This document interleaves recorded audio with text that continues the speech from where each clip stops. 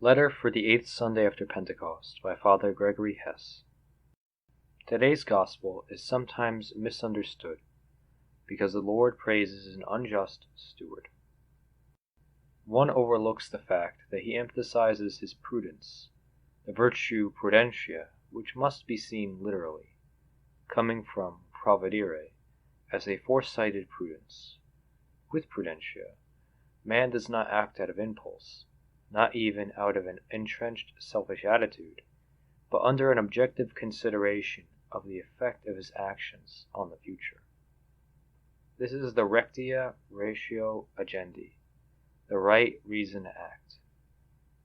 Christ does not refer only to the cardinal virtue prudentia, which is poured in and therefore dependent on the state of grace, but to wisdom in general, but not to cunning, which is usually only a caricature of wisdom.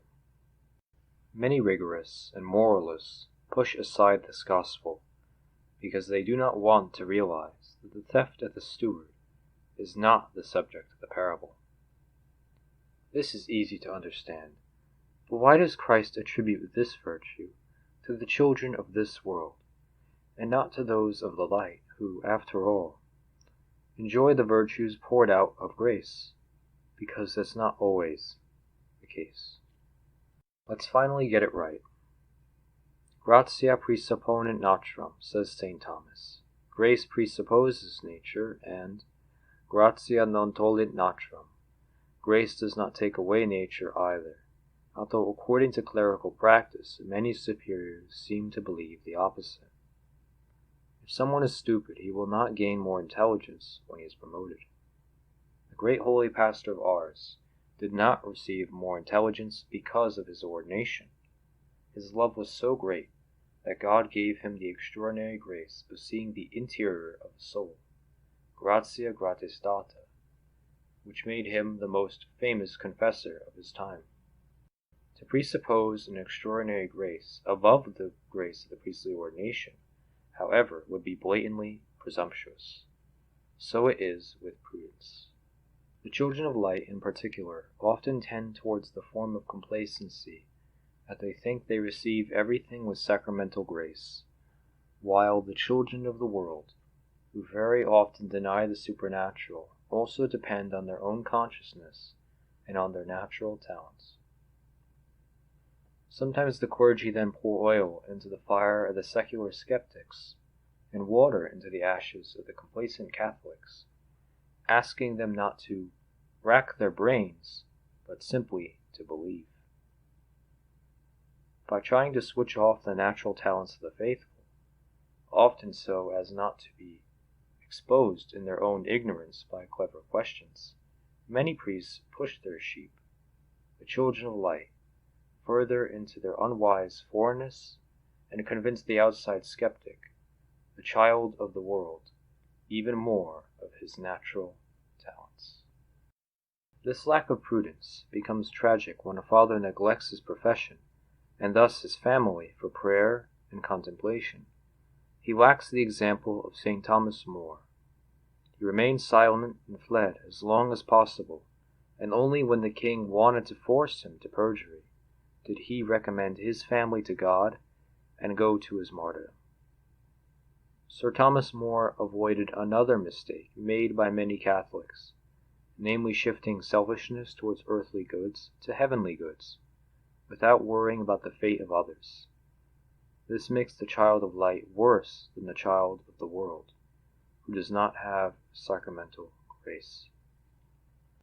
This discussion of prudence is followed by the call, make friends with the Mammon of iniquity, so that when the end comes, they will take you into the eternal dwellings. Note: it appears that Father Hesse was translating from the Latin Vulgate into German, or was using a German translation of the Vulgate when writing these letters, and so do not expect these biblical quotations to match up entirely with, say, the Douay-Rheims Bible translation. End of note.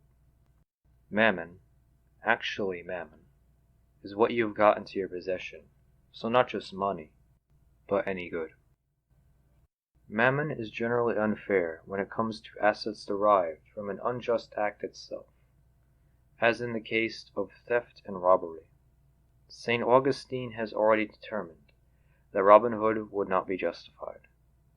Mammon is relatively unfair when one considers the unjust distribution of even legitimate goods in this world, because here too one must better understand the word iniquitas. Inequality, irregularity, evil prejudice, one-sidedness, etc. Iniquous is therefore also the mammon when one hangs one's hope on it, or is tempted by it.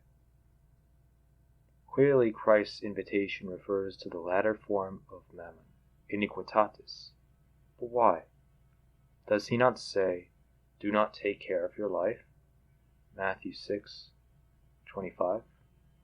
Why should we make friends with Mammon, so that, when it comes to an end, who will include us in the eternal tabernacles, and when? Let's take a look at the authentic text of the Vulgate. Et ego vobis dico, facete vobis amigos de mammonia iniquitatis, ut cum defeceritis, recipiat vos in aeterna tabernacula. Cum defeceritis does not mean when it comes to an end, but if you lack something. That is what Christ says and clearly means, this being the precaution, the material of the wise, the moral of the saints, the prudentia sanctorum. The saints in particular know that they are dependent on God's mercy, and that instead of deceiving themselves in self-righteousness, they are doing good for their own soul. They morally show how parents have to take care of their children materially and, quote-unquote, buy the heavens. With the, quote-unquote, eternal tabernacles, Christ breaks out of the parable. So far he spoke of the natural virtue of prudence, but now he closes with the supernatural. This outbreak is not an isolated case. In parables, Christ speaks about natural conditions and events. Then he breaks out and speaks clearly, palm locally, mostly about the kingdom of heaven. Cf. Matthew 13, etc. That's the way it is here.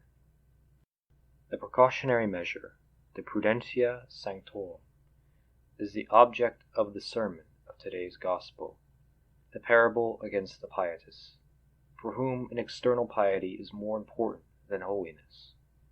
Nobody can be a Christian without prayer, of course, but just praying doesn't make sense either. With prayer, we have to praise God, thank Him, and ask Him for something in exactly this order. But let's not forget thinking. The prudentia, the rectio ratio agendi, is the right reason to act, not rectia precatio agendi. The steward realizes that he is in danger of losing everything, but he doesn't throw himself on his knees. Instead, he thinks about it. Christ praises that, and he wants it, because the Creator has not endowed us with intelligence so that we can only memorize prayers with it. We must use our brains for the desirable objects of prevention, both supernatural and natural. Es quaestus magnus pietas cum sufficienta.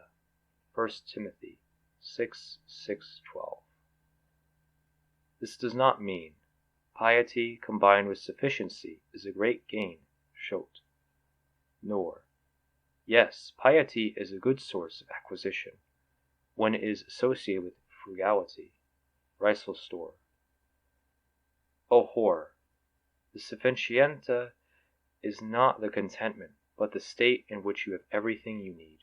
Cf. Summa Theologia, Part 1, Question 26, Answer 1, 1m, 1 through 12. Question 3, Answer 2, 2m, etc. A kind of prosperity, but not wealth. These are the goals of prudentia. Prayer by itself is not enough. We have to think.